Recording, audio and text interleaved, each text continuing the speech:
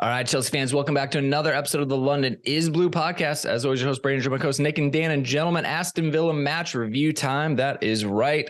What a weekend when you were the only team that doesn't score on the Saturday docket, Nick. You do chores. Yeah, I told in the WhatsApp group with our London trip group that I was just kind of cleaning my apartment yesterday because it was tough to watch. And frankly, I got a lot done. It's a 90-minute match. There's a lot you can do from a cleaning perspective. So I felt pretty good about that, Dan. And, mission accomplished, checklist. Boom. Some might say you were cleaning house. Oh, no. Oh, no. He did it. I feel like we're a lot more sensitive to his crummy puns since we were recording at the Stamford Bridge and the sprinklers were on. For whatever reason, I feel like it really shined a lot of light on you, Dan. It's a good point, though, Brandon. If you missed it because you tune out during international break weeks, which is frankly understandable with all the football that's going on, we have a whole series of episode 1,000 episodes that we can put in your earballs. We got it live from Stamford Bridge. We got a little David Barnard, Chelsea executive, and a little João Felix. So there's a lot to do from last week. Go listen to those episodes. Let us know. People are loving the David Barnard interview too. Oh, yeah. I've gotten a lot of comments back about that one. Just the transfer stories, the evolution of transferring, as well as the transition from paper documents to DocuSign. There's been a lot of conversation afterwards, Brandon, and I've appreciated hearing back from listeners and supporters who've said so many nice things after we've dropped those episodes. Yeah, the pursuit of Oriol Romeu was wild across multiple continents, multiple countries, potential kidnappings. Got it done, all for the Spanish holding mid. I think that one surprised everybody. David does not do interviews really at all. No. Sits on the board, is director of football operations. He's been at the club for over 2 decades, has literally seen it all. So Joao was a good time as well. Those are tough. The players, they're in and out. We got to try to build rapport quickly, Nick. It's not the easiest thing, but I felt like we had a pretty good conversation with someone who English is probably his third language. Yeah, he had this quote in our interview about Diego Costa that he has a good heart and a crazy head. And I think if you were to describe Diego Costa, that is the perfect way to describe that human being. No, Joao is fantastic and super nice, very down to earth. I think a lot of Chelsea fans will really like that. He is angling to stay. But yeah, look, this series was huge for us. We put a lot of extra time and care into producing it and are super grateful to the club for granting us some incredible access during that time. And so we do hope you go listen to it. Episode 1,000 is a crazy milestone for us to get to. And all of the nice notes that came pouring in, whether it be in our Monday episode or throughout the week, have just been a huge boost to us. So thank you for everything. All right. And then obviously, last but not least, shout out to Lee for letting us record with him in his office pitch side at Stamford Bridge. So a big variety of stuff, huge friends that we love to hang out with. So obviously, we're talking about the Villa match review. It was tough. So we're going to try to break down the macro picture. We'll talk about the result. There were a couple good performers in there. And then obviously a lot of discussion around Graham Potter. Can't dance around it, right? So we got to give our perspective, ask some hopefully questions, and just center on having the conversation because the results haven't been good enough. I think everybody knows that. So we'll try to make sense of what has happened and what's going to happen next. So Dan, temp check, 3-word match review. Probably the bleep button going to be ready. I hope you did some censoring for us. There was some filtering. Look, I would say that a vast majority were some combination of Graham Potter and the word sack, out, fire. And I'm just collecting all those as one because that was a very popular 3-word match review. So apologies if your name is not read individually, but there were a lot of you. For those who opted to go a different route and try a unique response, you're rewarded for your bravery. Julian G with the please come back. I think they're asking us to come back to London to try to bring back some positive vibes. And look, if we had some more PTO time, I think we would. Look, it's a small investment, Todd, to get the crew back. Okay. You're can already call it an internship. Look, work, study, whatever you want to call it. When we're there, wins happen. So do the math, man. MC with another weekend spoiled. Drew Parsons with the only giving us 2 words. He said if we play better next week, he'll give us a third, but blunt knives. You had 5 takes with the top spin mid-table. Kurt or with the still not safe, and they're hinting that is from relegation. Iron Beagle with the gif of we suck. Again, we suck. Along with Millhouse in the definition of insanity, and Brad with the getting high helps ? There's a lot of conversation about edibles in the Discord yesterday during the game. I was, I haven't been in there as much, and so I was kind of just lurking along the side, going, "What do you got going on here? What's going on?" So they look, they're like, "Dad, is that you? Brad, let me know." Everyone put them away, please. This is a subculture in our Discord I wasn't aware of. And let me know if it helped, I guess, as well. I think a lot of people are looking for solutions to these problems. Some people clean. Some people enjoy other things. Little Eddie. Why not? A little from column A, a little from column W. Very opposite. I went results over stats because I started out defending. Look at the stats. We're on it. At the end of the day, give up that second goal. I flipped the switch. It results. I need to see results right now. I've been talking about it. It don't care about your stats, Graham. I want to see the 3 points. Nick, what about you? Force field around goal. It's a big problem. We can't score. It's first of all, it's unfair that we have to play with this and no one else does. So rules committee, we're going to look into that. But yeah, boy, it's bleak in front of goal. All right, Dan. Chelsea, April's Fools. Oh, Dan. Starting off the month strong, one day in, and just I am. Yeah, I mean, I think the April Fool's one was low fruit that he picked, but he crafted it well. Before we get into it, just a huge shout out to Jesse and Kevin joining us on Patreon, aka Discord. Get in, join the family. Apple Podcast from David H, Austin E, the Grick, who we know quite well. Your bro Joe Crow, XFSRG, Fisker 2, Martin, Eric, keep the blue flag high, and Parker Monkey. From the US and UK. Appreciate you all. Honestly, it amplifies the visibility in the Apple Podcast store. So we really, really do appreciate it. Same thing with Spotify. That's a whole new app. You're in Apple. Guess what? You probably listen to Spotify for music. Go drop the 5 stars there. We'd appreciate it. You don't even have to write anything. It's way easier.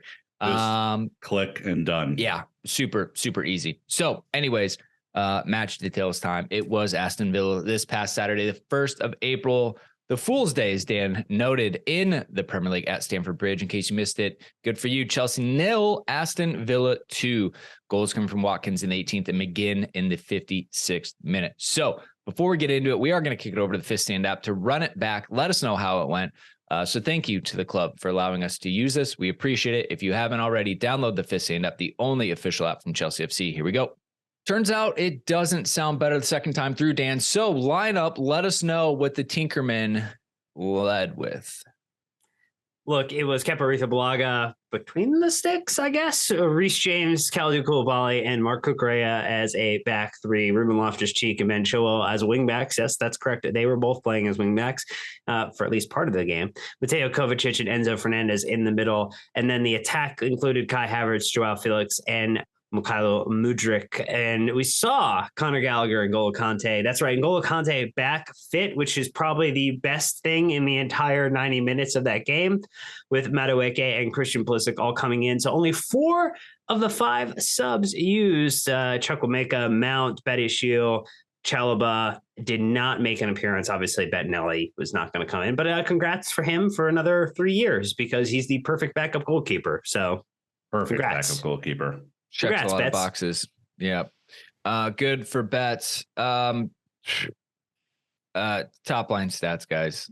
I lost your breath a little bit there. It's going to be a recurring theme. Take his breath away. Guys, we had 69% possession. We had 27 shots. 8 of those on target. A little under 1 out of 3. 15 off target, 4 blocked. We had 13 corner kicks.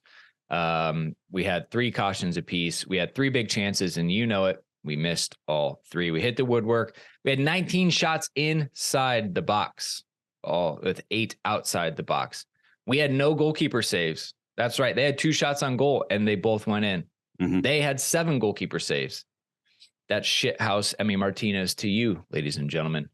The stats are overwhelming. I mean, we had 600 passes, they're 285, over double. All right. We had 91% accurate passes. They're at 75%. There's no way you split this. Like, it was stat line after stat line. If you got a point, Dan, and like whoever won the stats column at the end, like we would have had about an extra 5 to 10 points from this one. Like a point in hockey, if you're able to get to overtime, something of that nature. Like the fact that we had 27 shots to their 5, 8 shots on target to their 2, 15 shots off target to their 3, and then 4 block shots to no block shots for them, as well as they had 2 big chances and only 1 big chance missed is just, I don't know. That is absolutely ludicrous, Nick. I just don't make it make sense, because it doesn't make sense. Well, it's a part of the larger discussion, obviously, because that's Graham's go-to post-match of recent. You guys know how big into stats I am. Typically, huge stat guy. Love stats. You should change your handle. Especially XG. I love that we had a 2.16 XG to their 0.92, and yet those are flipped. I mean, we'll talk about it, guys, but with 27 shots, which is, I think, by most Premier League standards, probably in the top 5% of like shots that you can like physically create in a match. Like City regularly do this. Liverpool did it in their pomp, but like 27 shots, a fuck ton of shots. If you think about just the average possession moving the ball down the field to get a shot off every 3 minutes. So, I mean, it's a lot. 8 of them on target. That's not really where you want to be, but there was a shout for a penalty, not given. Of course, it was never going to be given. Just the circumstances demand that. And there was the disallowed goal from Chilwell in there for the push on Konza. Outside of that, it never really looked like we were going to score. And I think this is where, when I say that I do the eye test, this is where that stat box is misleading to me. So I did post the XG, and friend of the pod, Dimitri, was very gracious to break it down. Quite a bit of that was offset pieces. 0.35 was from Mudrik's one-on-one miss. And so you can kind of claw some of that back. And he was saying that outside of the Mudrik one-on-one, the one where he was inside the box and shot, not the one that he shot early, and the set pieces, that there actually wasn't a lot from open play. Which is, again, why he's a big brain, and we go to him and McLockbot to figure out what goes on. So that kind of does back up the narrative, because at the surface level, you're like, oh, blew it out of the water. You take a couple steps down, it's a little less cut and dry. Have we not suggested calling this pot butt?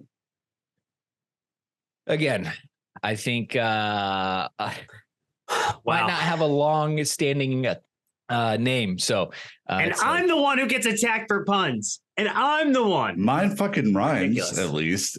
I don't know. This is one of the most, how would I put this? Like cannibalistic random stats. Chelsea have only beaten one team currently in the top half of the Premier League table this season, is Aston Villa. And by the way, Aston Villa are only in the top half because they've just beaten Chelsea. So we kind of propped ourselves up with this stat, and it's bad no matter how you slice it. And Villa, top half. We're not even top in the top 6, the top half. Villa were in the bottom 3 for a bit at the start of the season. They are now on a 11 match unbeaten streak in the league due to Unai Emery's tactics and the way he sets up his team. Look, I think if you watched that game yesterday, Villa are not very good. Like, they are a shithouse team, and like, respect, by the way, you're doing a job. This is not a condemnation of that. I wish we played a little bit more like that, frankly, but they're not a great team at all. Like, that's a very beatable team, and we came nowhere close to beating them at all. Like, it was a lesson in using the resources that you have for the best results possible, and that's what he's doing, and it's working. Yeah, I'm looking at the table, guys. We're talking Fulham, Brentford, Brighton. Mhm. Like those are the teams in the top half. And we probably split results with teams like Wolves and West Ham and other things like that. Just don't make it any better. So did you have an NPET shithouse moment of the match? All right. So Nope. we're going to take our ad break. When we get back, we're going to jump in to try and make sense of what happened and look at some of the things that happened throughout the game. So thank the sponsors for financially supporting the show, and we'll be right back. All right. Well, lineup time. I saw a lot of Mudryk prop before the game. A lot of people, Dan, were like, I feel like, and this was before the lineup even came out. There's like, I feel like this is just a good one for Mudryk. He had a good international break. He's playing some big teams. When I say good, he had an international break. he didn't get hurt, right? And played some minutes. That's what we consider a good international break in Chelsea. Your definition of good international break would not be the definition I think a player would use in terms of good international break. And so context within Chelsea, we're talking no injuries, some minutes. Yeah, we're so used to Deschamps fucking us with the player injuries. So yeah, everybody came home. I'm happy, Dan. So that's what we call a good break. Anyways, I think there's a lot of like positive thoughts, momentum with him. Potter's talked about, hey, they're giving him some time to adjust. They want to put him in the firing line. Again, Villa seems like a good team to try to exploit. And he obviously played a much bigger role than I think anybody would have expected. And the two misses are unfortunately what everyone's going to remember him for. Well, playing him centrally was super weird too. Like having him run in further forward and having him be at times the focal point of the attack was really bizarre. Like, yes, it's great that someone was getting into the box. I mean, this was a game where it seemed like everybody had a chance to get into the box if they wanted, considering that we did have a few number of shots from inside the box. 19 out of the total of 27 did come from inside the box, which is a nice thing if you can get them on target. It is not a good thing if you can't. I don't know. It was a weird. It felt like after the international break he had, I didn't necessarily expect him to start, and so maybe that was my question. I mean, Madueke had a pretty bright performance for the England U21 team, and I felt like he was going to be the guy who was going to get a start after going and balling out for country. And like that was a weird one to me, Nick, because I was like, yes, I could see Mudryk getting minutes and maybe as like the substitute to minute 60 through minute 90 when you're a little tired, just let him roadrunner and create some opportunities. But that was surprising to me to not see Madueke get an opportunity to start. I felt like he was probably in a better position to have earned that from an international responsibility. Yeah, I totally agree. I think my stance on Mudryk is that right now, as of today, he is the most raw of our front options outside of Madueke, both of them kind of similarly aged, similarly experienced. But I don't think he's an automatic starter in the team. And that's not, by the way, this is like not me dragging him down. This is like a young player who has never played in the league before, who, if it were me and I was trying to get a result and I had a full complement of options open to me, would be like third on my list or fourth on my list to get into the team to start a match. And I don't want that to come off as like, wow, he's a bad player, or wow, I'm not excited about him, because I think he showed flashes yesterday of what he can do. But I would start Sterling, I would start Pulisic, and I would look at like what the other options are for him. I disagree that he was like the most forward option yesterday. I actually thought he settled left wing, and Brandon, you just put the heat map in here. That kind of shows the combination of both. But again, I think he missed two sitters, man. The first one's harder than the second one, admittedly, because it's a rebound and you have to really be on your game. It's a giveaway. Sorry. They stole and have slot it near post or far post. Sorry. But it's just, those are shots that a 70 million pound signing should be making in their sleep. And he's not. Yeah, the price tag came out real quick on those, which is a little unlucky. Again, he's one for the future, kind of like a Madueke, a lot of other players. He hasn't had a lot of minutes, right? And so the first one, again, it kind of popped up on him. I'm like, all right, fine, I get it. He did smash it, and like, I mean, Martinez got big. He came out and got big. Like, he did well. I think the second one where he had time, he had his pace, and he had no real power behind the shot, and it just ended up being a comfortable save for Emil Martinez. Was obviously tough for him.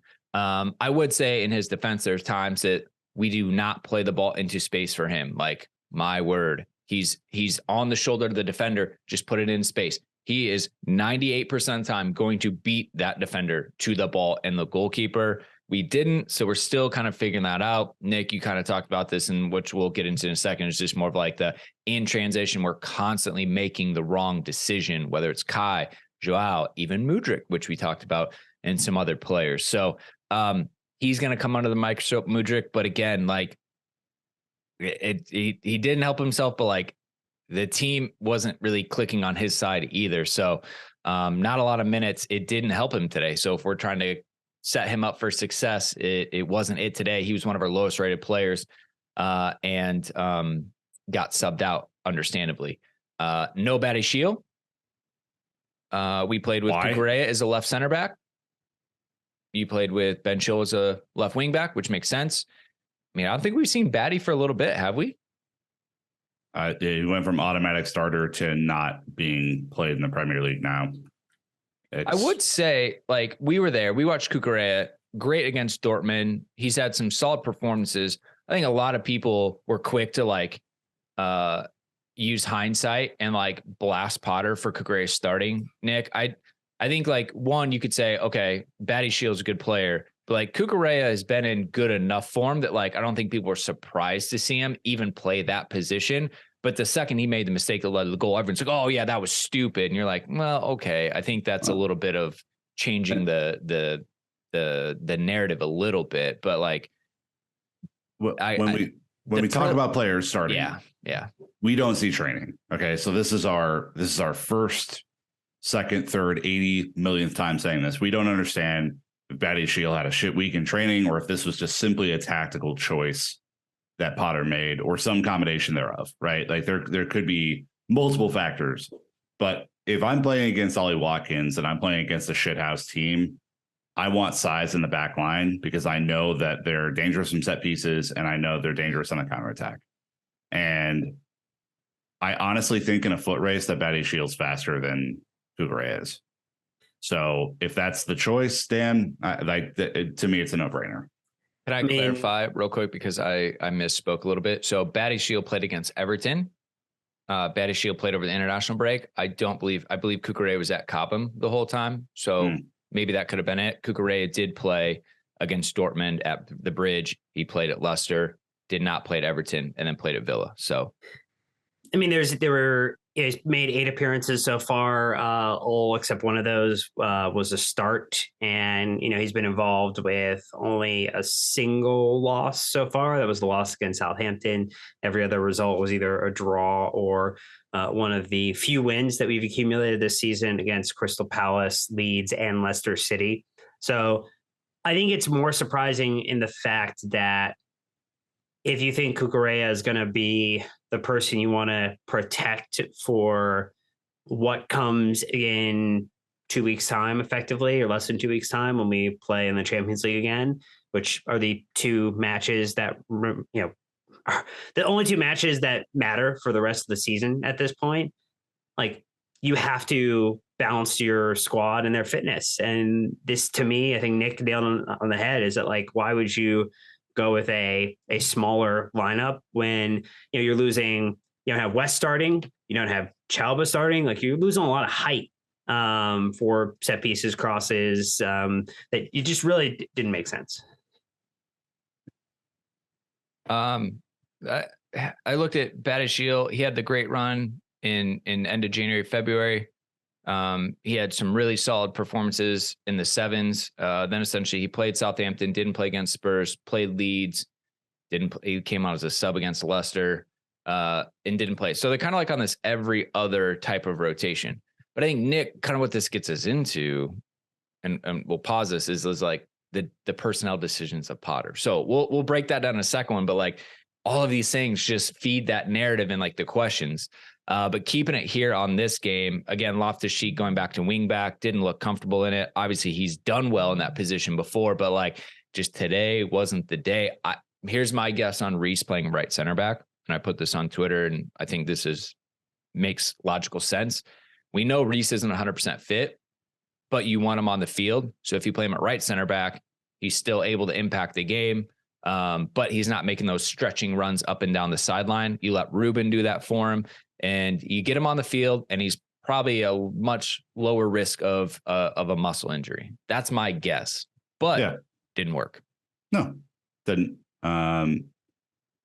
The Reece conundrum is tough. I think this has been probably the biggest miss throughout the season is a fully fit Reece James. We know what he can do when he's healthy because we saw that run in October where he was just everywhere doing everything all at once, right? I mean, this is a world-class player who can't stay or get fit.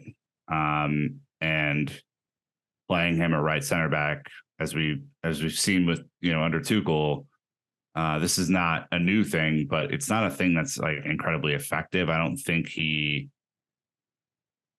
and again, this is me loving Reece James. I don't think that's his best position. I do think, Brandon, that you're right. It's like Reece's top end upside is probably greater than Trev's when it comes to offensive contribution, even from back there. And so I think that was the logic to, you don't have to run as much.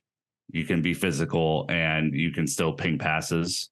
The problem was that Ruben didn't have his best day at wingback. And I think there was a real discussion happening between them and Potter when they were on the side that the manager was on about where spacing should be, where the run should be, Dan. And like, it just seemed like a mess. It seemed like the team was not ready to set up this way or to play this way.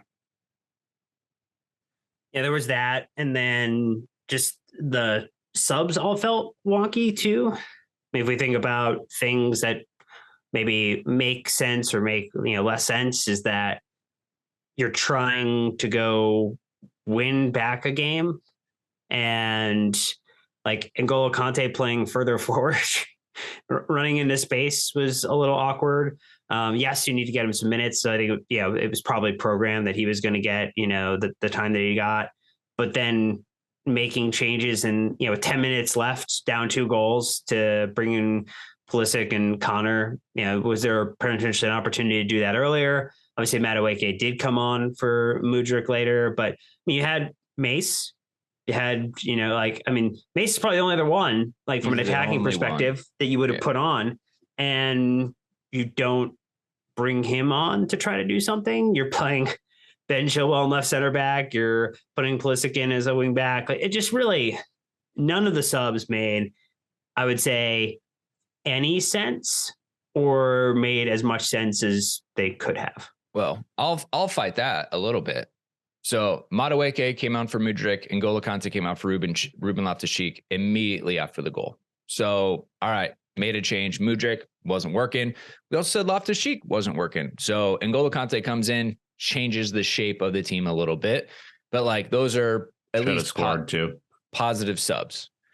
Now, your point about Connor coming in for Kovacic in the 80th minute and Christian for Kagre in the 80th minute, I for sure probably left it too late. I mean, you've been down 2 goals for 15 minutes. We didn't really see much of a tempo change, but like, he doesn't really have anyone else to pull from. Like, when you've got Raheem Sterling out, you've got, I guess he's really the only attacker that's out, but like, he put in everybody except Mason.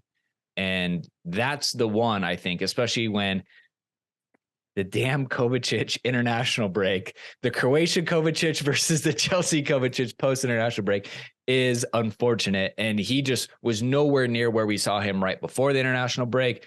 Enzo was, again, the team was just really disjointed. So I don't think the subs are the problem. I just think it was the lack of cohesion and understanding. To your point, you chopped and changed too many people and putting them in situations where they couldn't succeed.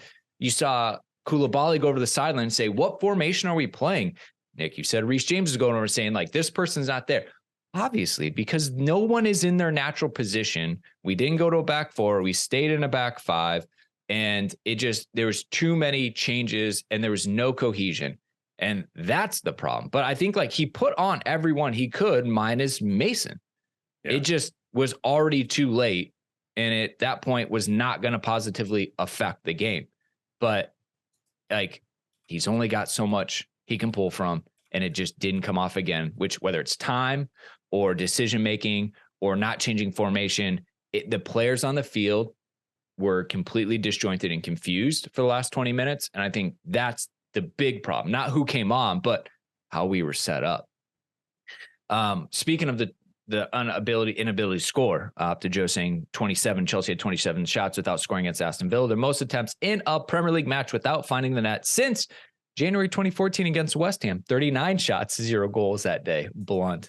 That is absolutely wild. But I think we should kind of move on a little bit, unless you guys want to touch anything else on the game other than saying Benjamin Chilwell was fantastic. Yes. I feel bad. Easily our best player. Feel bad that no one else could get anywhere close to him on the day. He was everywhere. He did everything. He scored. He drew a penalty. He was all over them. And the fact that nothing went off for him is absolutely an injustice. He earned it. Yeah, I think it's his disallowed goal is with all the other shit that happened in this game. And Andy Madley was all-time horrific as a referee. Every single week we say this, but this was especially bad. Andy Madley ignores the trip right outside of the box where he's in on goal. But then disallows for a light shove in the air, I think is just really bad. It's just where we are, though. We're not getting those calls this year. And so you just kind of accept that. But Chilwell was absolutely fantastic. I think easily the class of the team. And I think this does bring, for me, before we talk about Potter, you have a bunch of really good players on this team. Not one of them can put the ball in the back of the net. Not one of them. 27 shots, 8 on target. Not one of them can do a job. We're going to talk about Potter, but I mean, what will not change if another decision happens is that these players have to play a lot better across the board. I mean, I don't think that's going to be a shock to anybody. I don't think that's an overstatement or something crazy. That many shots on target, not one goal. And this has been a consistent theme throughout the season. So we have a pretty large body of work to grade against. I don't know, man. It's tough. Statistically, it's probably got to be one of the most dominant games of the season, but yet we were still deflated, Dan. Hit the woodwork, but it's just, this, I think, is the point that I had started my day defending on Twitter and abandoned it halfway through the second half. And in hope all ye who enter here. I mean, look, you're doing enough. The pace, the momentum, things are going well. Joao was getting in good positions. Kai was getting in good positions. Even Mudryk, obviously. But like, it's just either one too many touches or the wrong pass at the wrong moment, whatever it may be. But like, nobody's clinical. Nobody's taking anything with confidence right now. And you would imagine this many goals at this, or this many shots at this level, surely somebody could do something. Yeah. We got nothing. We got nothing. In an audio format, to get one word answers is tough, but it accurately summarizes the situation. Yeah. Shrug just doesn't come across as well. All right. So, again, kudos to Conte. Came in, looked like his old self. Chilwell for absolutely bossing the game. But that's about it as far as the plaudits go. So obviously the conversation now shifts to Senor Potter. It has to. He's the head coach, manager, whatever. He's had a lot of pressure and hot temps around him already going into this. And there's no doubt about it. I think a lot of us, we're really not one to call for anyone's head, right? I think we'll have the discussion about what's working, what's not. But it's to the point now where everyone is talking about Potter, and we have to ask some questions and like break down what is going on here. And since he's been with Chelsea, he's played 22 games. He's won 7, he's drawn 7, he's lost 8. So we're now under 50%, from win-loss rate. Bottom half of the Premier League table. We scored 21, we've conceded 21. We're currently in 11th place. I know everyone's like, oh, he was 5th when he took over. Sure, I get that. But there was always going to be change and kind of some frustration. I don't know if we thought it was going to be this much, right? So obviously Boehly, when they announced it, Nick, hey, we want a unified approach at Cobham. The men, the women, the youth, they don't talk to each other. There's no data sharing. We want a data-driven coach, Moneyball. We're baseball guys. Like, this is our path forward. Potter's the guy. He checks all of our boxes. So now we get in this situation, 10 games left, hasn't gone well. Boehly's even been on camera saying it was a shit result against Everton. He's clearly not happy with some things are going. He's going to have to figure out what he's going to do because he's the only one that can make the decision in these situations. But the fans have really made their voice heard. It's to the point where they can't ignore it. People are leaving early. Some people probably aren't even going. And there's nobody, I think, after this game that holds hope or positivity just based on the results. Yeah. I mean, again, like you started this out, we have been patient on this podcast. We preached patience on the podcast because, again, it's a whole new era. We don't know what's going to happen. This isn't, been the same sort of experience, obviously, as we had over the past 23 years. And so I want to call that out because you wouldn't have seen this in our script very often this year. I think there have been inflection points where we've questioned what's going on, but we haven't come out and say like, hey, here's how we feel one way or the other. I personally kind of reached my limit yesterday where I am now questioning like what the hell we're doing here. And it's because at no point in the second half did I think that we were going to string a comeback together. At no point really leading up to this match was I excited to see us play based on the way that we played against Everton. And I think the broader point, Dan, is that everything since Potter has come in, knowing that I was trying my best to exercise caution and patience, has felt really, really hard. Scoring goals has been hard. Not doing stupid errors has been hard. Press conferences have felt hard. The vibe around the team felt hard. Yes, we've had a couple of positive blips in there that I think have re-inspired some confidence. Yes, he said we're going to win the fucking Champions League, all that sort of stuff. That was kind of a good clip, but it just doesn't feel good or easy or anything at this point. And that's a bit alarming to me. It also doesn't help when, if you're looking at it from like a relationship standpoint, the ex went out and had a really good day. Yeah. Had a really good day. Unlucky. Real unlucky this whole week, really. Yeah. This week has not gone well in terms of, I think, crisis PR, as it were. There's a lot that just isn't flowing through in order to try to have a conversation, to have a dialogue and say like, hey, from a ownership perspective, from a coaching perspective, like, here's what we're trying to do. Here's what our aspiration is for between now and the end of the season and into next season. Like it's actually very similar to Tuchel when we had absent club management, but Graham Potter's the face, and Graham Potter has to be able to communicate to supporters what it is that he wants to accomplish, what it is that we're trying to go out to do. And the same platitudes or replies on a week in, week out basis after results continue to not mesh against the expectations of being at Chelsea are showing that, at least from an in-game management element and from a press management, that he is not being equipped or does not have the right ability to handle what has been transpiring. I think we've lucked into a lot of results, and we are finding well, the whole thing, like water finds its level, right? Like the way the earth works, like water just goes to where it needs to be. And we've kind of found our level with this current side. Yeah. I mean, and that's, I think, Brandon, to your point, 7 wins, 7 draws, 8 losses in the Premier League. You know, that's a fairly decent sample size of results. And I think the point we brought up a couple of weeks ago before we went over to London was that we, by and large, played some of the easiest competition during this stretch.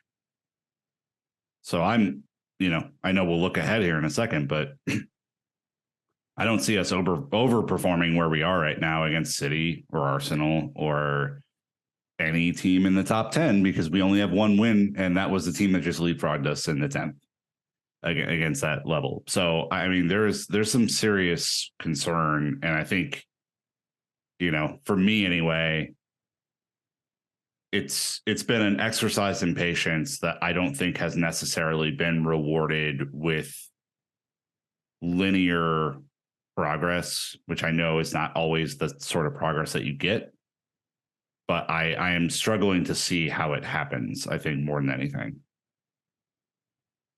So I'm like developing a lot of things as we talk about this, because I mean, I think yesterday is when I first started unpacking, maybe how do I feel about Graham Potter? What do I think? Because I've just, always kind of shelved it. And I was like, we don't really need to worry about it right now. Like, let's go on this journey. I think he's lacking in leadership, and I think it's a fair call. The media have been on this from the beginning, asking him, do you get angry? Why, do you hold people accountable? Are you cutthroat? Because the way I look at it, he's accepting mediocrity from some of these players. Look at the stats. He loves talking about the stats. He said it after this game. There's a lot of good things in the game, a lot of attacking play entries and a lot of shots. If you look at the stats, it was positive. Okay. Guess what else I looked at? The result. We lost. And if Kai, Joao, Mudryk, whomever has that many shots week in, week out, and they don't score, not good enough. But I think in his mind, it's in the pursuit of progress. No, we are doing enough. It'll just happen. As a leader, you have to hold people accountable. You have to hold a standard. And I'm worried that standard's not there. I think he keeps putting his arm around people and saying, nope, we're doing the right thing. Keep it going, keep it going. And you're like, it's not. Sometimes you have to take a drastic action to get a reaction. You have to do something to compel the people on the field to be better, to be greater. Because right now he's just accepting them for this level. And I think that's the biggest frustration from a lot of his fans is the level on the field is not good enough. I could care less if we had 30 shots, 28 shots, 27, whatever it is. I could care less if we had 18 in the box. Really, at the end of the day, all I care about is the result. How many people were complaining when Jose had 2-3 shots in a game and we won 1-0 and we played like bastards? Some, people still complain that the football wasn't fun to watch, they didn't mind when we were celebrating with champagne at the end of the season. I'm talking 04-05. The first Mourinho, the special one. You have to specify with Mourinho. I get it, and I just did. But I'm saying, going on an unbelievable unbeaten run, the best home record, the fewest goals ever conceded in the Premier League. Those are things that, like, fans, you go to the pub and you talk shit to other people about because you can't touch that stuff. We're not seeing that. We're accepting a lot of mediocrity.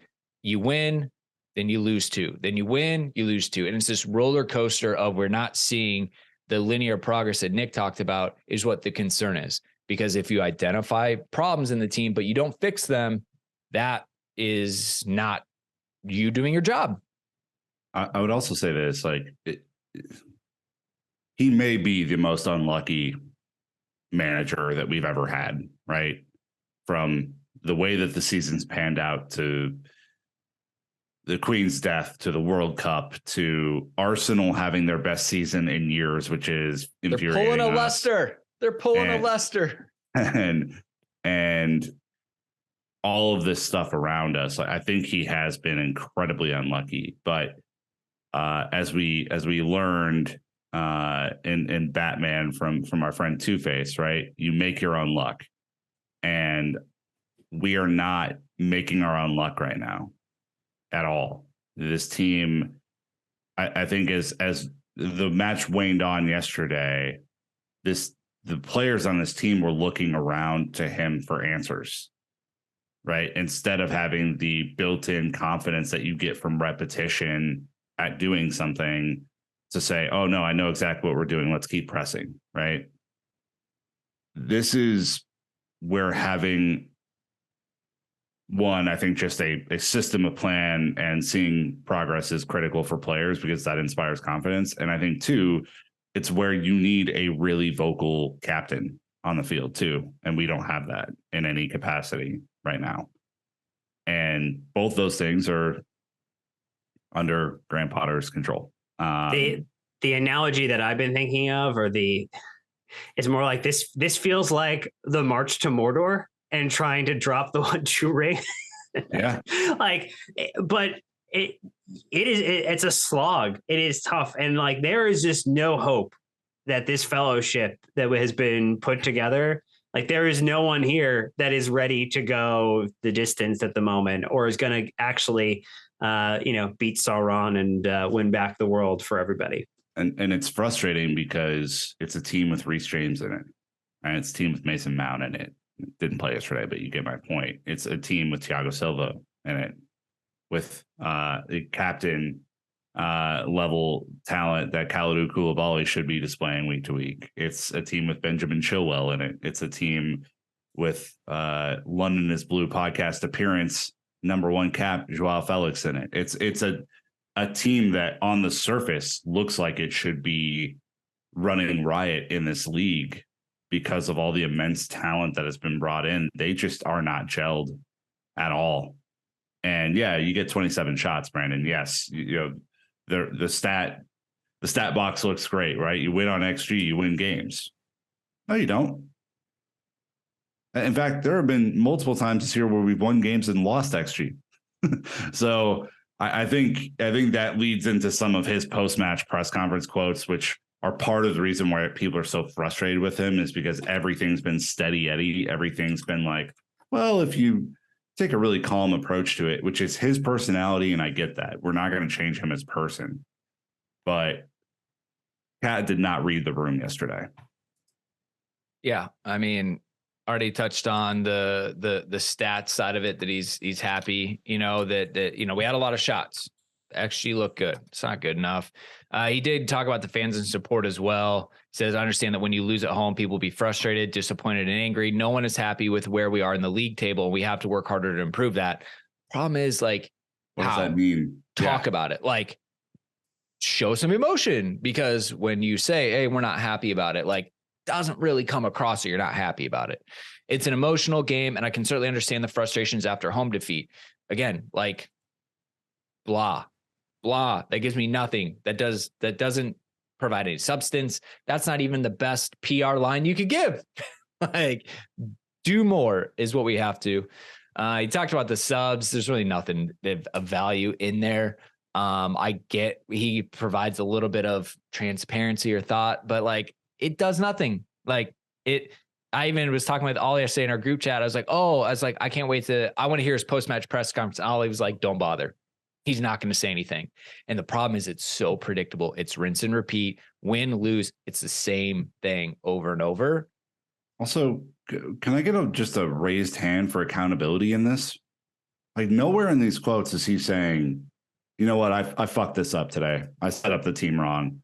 I didn't do my job. Our team wasn't well prepared, and that's on me. Like, I know he said that in the past, but especially losing 2-0 to Villa at home, a team that you beat earlier in the season, by the way, like, what the fuck, man? I think, yeah, he'd say, hey, it's my responsibility. It's on me. But to your point, he doesn't say, I made a mistake. I did this wrong. Like, this needs to be better. He'll just be like, nope, I get it. It's on me. Again, you're like, not good enough. Like, give more. I don't know. It's a bit frustrating, but we do have a little bit of time left to talk about maybe the future, kind of what might happen next. So we'll talk to the sponsors. We thank them for supporting the show when we get back. We're going to talk to them about Chelsea's next sponsorship. That's what we're going to do. They might have something. Need a front kit sponsor still. They might have something better to say. We'll see what they have to say. Come on. We'll be right back. Potter, just from a 30,000 foot view, just a reminder, Dan, Boehly went all in on Potter. So not only did Potter come in with a coaching staff, he came in with Paul Winstanley, director of global talent and transfers. That's not easily replaceable. You brought in separate, by the way. Like, we have to chunk Winstanley off separately. He was brought in as part of the big brain trust, but did come from Brighton. Like, I understand what you're saying, but was different. A conduit, very much because of his working relationship with Potter. I mean, there's both. They liked him, and his talent ID. Like, he's a good professional. It's a link in the org chart. Kyle McCauley joined, right? They brought in Ben Roberts, a goalkeeping coach, even though we had a full roster of goalkeeping coaches with Enrique Lario. And then obviously his 3-person backroom staff. So that's normal. But they went data-driven, all in. Matt and I have talked about this in the Matt and Brandon shows. You can't just replace him because they put so many of his guys around him. Right, trademarking a new name, are we? Oh, 100%. That's fascinating. Okay. Yes. That's laying down the law with Matt, hosted by Brandon. Come on. They did give him everything he wanted, right? Like, in terms of support, like you couldn't have lifted and shifted personnel, I think, better than what we committed to when he first got here. I think it's fair to say. Like, if you remember when Antonio Conte came here first, like, he didn't get everyone on his staff that he wanted. They wouldn't bring them all in the previous administration. So it's expensive. This administration said, you know what? Round them all up. Let's bring them here, just to make your point a little bit more vibrant for people. Like, that is not something that happens all the time. It's a rarity. So I'm just saying. So I think the thought, and this was kind of the framing for the episode, is like, what happens next, right? We talked about what happened in this match, which is the micro, but the macro is like, what actually can Chelsea do in this scenario? What could Todd and Igbali and the rest of the board of directors, what do they want to do? Because we've seen reports that essentially is backing. We haven't seen a club statement, which is usually the Fredo kiss in terms of the like, oh, full backing. Because usually after a full backing press statement, PDF is at some point in the future when they get terminated is basically the precursor to that. But I mean, I framed it as there are 3 things that can happen. Chelsea can ride it out to the end of the season because they've written off the majority of this. There's remove Potter from the role now and replace him with an interim option, or remove him and replace him with a permanent option, because some of the managers you may want in the summer, there is going to be manager turnover, right? We know Ancelotti is most likely going to leave Real. So like, that's going to be there's going to be a lot of attractive jobs. So if you want to hire someone and replace them with a permanent option, you probably have to strike now-ish between now and the end of the season to get who you're going for. I think there's pros and cons, Brandon, to all of those. And maybe we should kind of just talk through a few of them. Well, I mean, look, I think the fans have decided what they want to see. I think option 2 or 3, there's no ride it out with Potter. 10 games left plus Champions League semifinals against Real Madrid. I don't think anybody at this point is really looking for that. The problem is, what does Todd want to do? What does Bedad want to do? Because they invested a lot in him. We're only in the quarters of the Champions League, by the way. Oh, quarters. Sorry. The women are in the semis. I'm focused on them right now. As you should be, frankly. The quarters with Real Madrid, do they make a change? Or have they really, really committed to like the first or second international break of next season? There's a lot of pain right now. There's a lot of frustration, like riding out to the end of the season. I think a lot of fans would show a lack of ambition, right? Jack shit's going to come from the league. What if you get bounced out by Real Madrid? Now you have absolutely nothing to play for at the end of the season. And the players, they're not going to risk themselves. And I think a lot of the players, this is where I'm not sure if Boehly's thinking this way, and I'm probably are, but it's going to be such an ugly end to the season. Players are going to look at options that maybe weren't thinking about it prior to that. They're going to start to look around. You might lose a couple players you weren't ready for. And now you have to replace experienced veteran players. So I think that there's a lot of collateral damage, but the interim it'd be the way to get the fans on their side, Nick, without having to jump to a new decision. Because I think replacing him with like a Poch and Nagelsmann, whomever is like a full-time replacement, I feel like the fans are going to want them to take their time and really think about it, because if this was their guy and he was the perfect guy and it went this bad, we expect them to do a hell of a lot of due diligence before announcing the next person if they go that route. Yeah, so I'll just take option one as itself. I agree with your cons. I think option one pros is, I think the ownership group are hoping that this magically turns around. One, because they want to save money. They're going to have to pay a shit ton of money out if they do end up sacking him. And two, I think if he does turn it around, if there is consistent progress, which again, we're having trouble seeing here today on this here show, but if that does happen, they look like geniuses and are in pretty full control of the narrative moving forward. Now, again, I think the likelihood of that is not great. And so I'll just kind of move on to option two. I don't really love option two either, Dan, which is remove Potter from the role, replace him with the interim option. You know, you've thrown a couple of things out here, but like, does it help? I mean, we know that there can be an interim manager bounce, but, you know, assuming you go out against Madrid, does that do anything for you realistically? Well, just real quick to your bad luck point, this whole Anthony Barry thing, like, that's super unlucky for him too. And he's even thrown as a potential caretaker manager. And it seems like he wants to leave for Tuchel. Like, it is like, I do accept that this is like the worst, unluckiest season for Potter, but it's also what he accepted by coming in at this like unstable time, Dan, to the club. But he has like taken every kick he possibly could. So, you know, you lose kind of the long-standing internal guy to take over if he does get sacked. Yeah, it's a tough situation. I guess if you're looking for the pros in an interim option, you buy the time to actively evaluate and don't make the decisions of a permanent replacement under a very strict deadline. Because let's just like map it out time-wise. Like, if you wanted a new manager in to vie for what is likely the most important remaining parts of the season, like, you want a new manager in by the end of next week. You want them in, like, it's too late to get a new manager in likely before Liverpool, but you would want a new manager in before Real Madrid. So you effectively would have this period of time this week to make a decision. And you would imagine that at least feelers have been put out to say, with some of those permanent replacement options, about Pochettino, I mean, Zidane's available, but obviously that's another option. Like, you know, like there are names out there, Amaron from Sporting Club in Portugal. Like, you know, there's names that would make sense. They all have their own pros and cons associated with them. But a interim option, the only thing that it gets you is you buy back some support, because you can say like, hey, we've realized that this is not the path forward. We are going to move ahead, and we're going to take the time to do due diligence and bring in the right manager who matches the project, and redefine the project is to do these things. You know, what are we going to do next season? We're going to get back into being a top four club. We're going to win. If we can get into a European spot, which is looking more and more difficult, we're going to win that competition. We're going to vie really hard to win against Real Madrid and go further in the Champions League. Like, all these things that you could define as like what you want to go out and achieve, you can use this as a opportunity to reconnect with the supporters.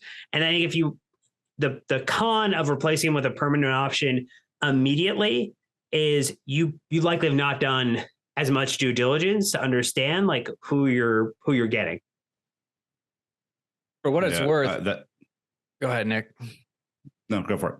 Well, I was just say, for what it's worth, I know Ben Jacobs just did his spaces on Sunday. He said no change. Fabrizio is kind of a PR line. Like, they're going to look at it internally, obviously. There doesn't seem to be any rumblings after the match, Nick. It seemed like everybody said, nope, he'll be there for Liverpool. But that doesn't mean the rest of the season. But at least in the meantime, the club are trying to not rattle any cages or kind of make it even harder than it currently is. Yeah, I mean, I don't think right now, like, unless you are convinced, and I mean convinced, that you are able to beat Madrid, beat either City or Bayern, and then beat Napoli in a final, which I'm advancing them to the final because I think they're the best team in Europe right now. if you're convinced that you can beat 3 teams in a row in a knockout style formula,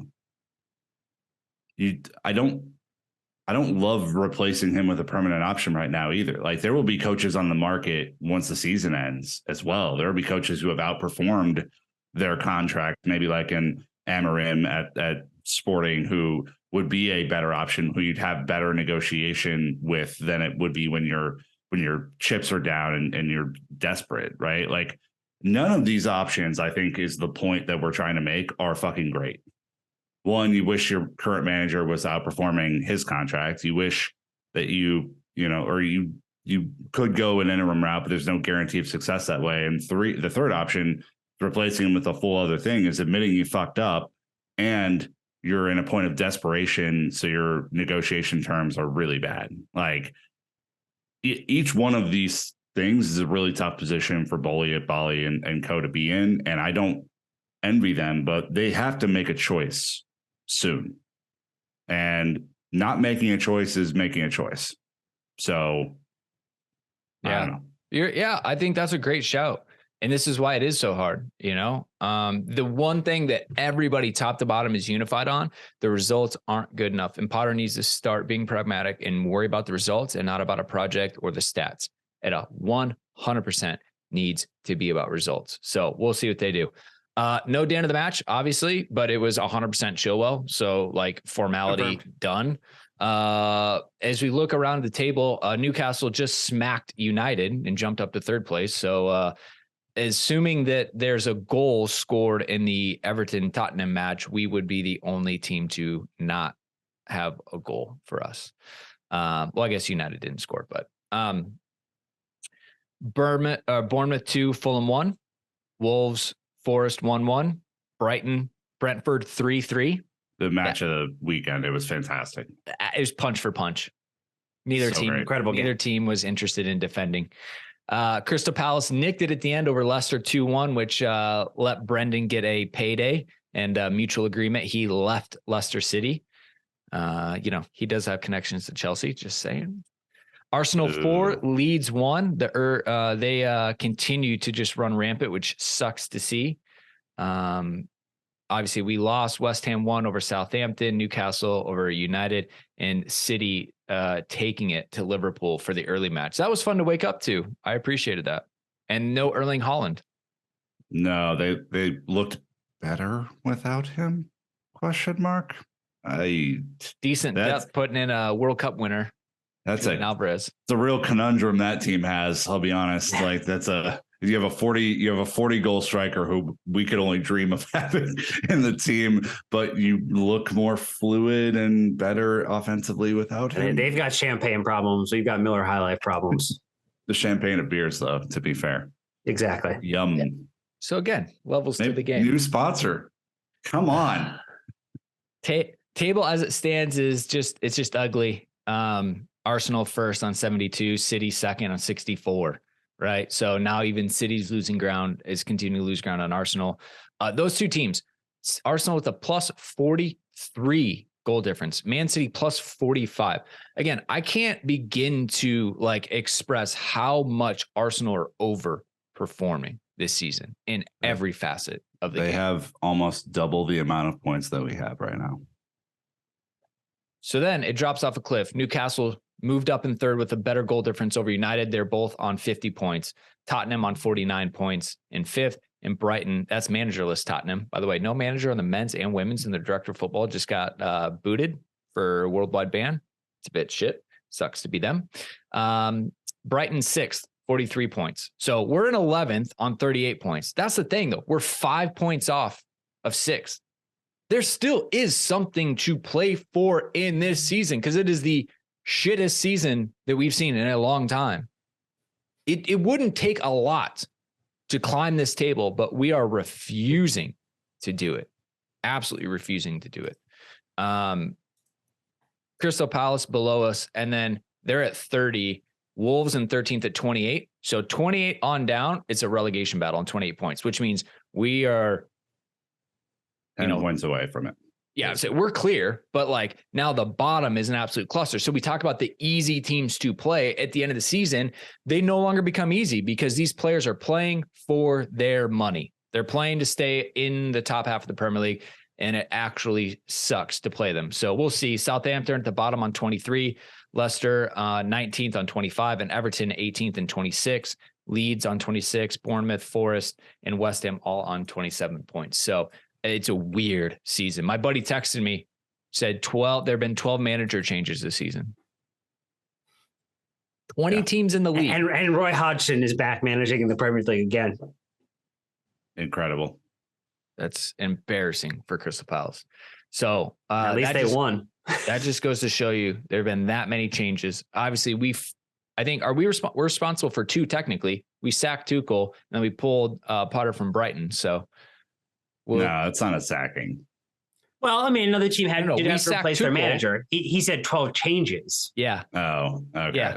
Yeah, sorry. Yeah. Could we be responsible for 3, Nick?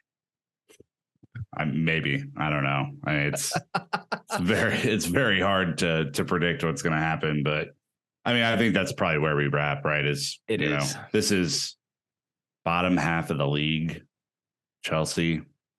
And look, being honest about it, we deserve this. This is where we deserve to be on balance. This is where the results have led to. We have a -1 goal diff in the league. It's a fucking joke on that front. And the defending has somehow gotten worse too. Until the team outperform where they are, Dan, this is where we deserve to be. I think we're like on the expected points table. Like since he came in, I think we're actually like 3rd. So like just a crazy run. Hopefully this episode helped at least kind of talk through in a very calm way the day after what is a terrible thing to talk about, which is people losing their jobs and people not having the performance that, you as a supporter would want to have. But I mean, ultimately, this is why we do what we do, because we love the club and we love talking about Chelsea. And we just like anybody else, see the team winning again, because, you can't expect to win every game on the pitch when you walk out, Brandon, but you should at least expect to be competitive in every game and have something start to break your way. And that just doesn't seem to be where we are anymore. Yeah, for sure. I mean, the frustration is our players are far too good to be at this level in 11th place. And the only thing we're clutching onto is the Champions League, which again, even a struggling Real Madrid could easily smack us. So we have to come up with something in that. But if that goes away, then there's nothing. So again, there's a few options. There's a bigger discussion to be had. Things that Potter's done well, hasn't done well, things that the players need to be responsible for as well. But again, as captain of the ship, you kind of got to own certain parts of it. And I think we've addressed quite a few of the things that I think a lot of fans are frustrated with. So let us know what you think. Obviously, look, when Fabrizio Romano cited us, my Twitter mentions blew up over the Joao Felix interview. I think they were equally as blown up yesterday during the game. And Definitely. When I did the YouTube live stream post-match, I've never seen a rolling chat. I felt like a real streamer, Dan. I mean, everybody had an opinion, had multiple opinions, like one to get their say in. And it's just that moment, right? It seems like an inflection point for the club. Hopefully we at least challenge you to think about a couple different things. It's not black and white, is not as clean as I think a lot of people think. You fire Potter, there's a lot of decisions that kind of fall from that. So think about it. Let us know what you think. Best way, chat in our Discord, join up through Patreon. Like and subscribe on YouTube. Brandon did a live stream, man. This is before his hard left pivot into doing COD streams or Fortnite. So just, you got to get in while the getting's good. My Xbox is too old, I think. I don't even know if I can play those. And turned it on and dust came out. Yeah, that's not where you want to be. You still blow on the game to get it to play. All right. We're out. We'll be back. Ton more content this week per usual. But find friends. Find other avenues of happiness because Chelsea aren't going to provide it right now. Liverpool on Tuesday. Liverpool on Tuesday. Find friends. Go make some fucking friends, you idiots. Get out there. Go find them. You have them. It's just not going to be Chelsea this week. All right. We appreciate you all. I think that's enough from us. So until next time. Rummaging around your phone. I left these friends somewhere in here. You know what to do. What the fuck are they? Find our Ted Lasso episode. Dive deep into that. You'll love it. Pod Underdogs. All right, Chelsea fans, until next time, you know what to do. Keep the blue flag flying high.